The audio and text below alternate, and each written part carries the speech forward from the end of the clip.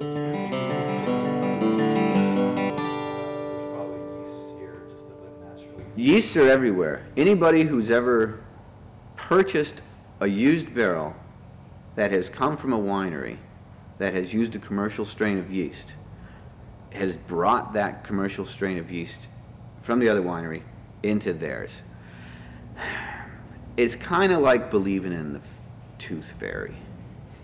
People who work in co-ops who think that they have spontaneous native fermentations are living in a dream world.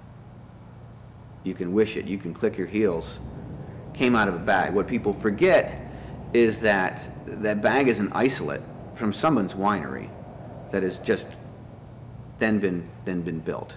I've done exercises where I have started with pitchers and poked holes and squeezed grapes out in the vineyard and brought them in. I let everything start on its own and ferment on its own, and if it finishes on its own, that's great.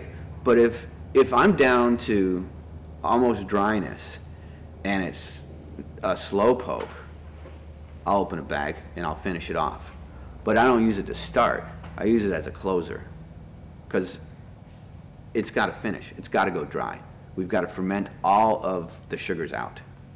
And if the ambient yeast that came from I don't know where isn't doing it, then the not so ambient yeast that I know exactly where it came from because I probably just paid $36 for it is going to get the job done.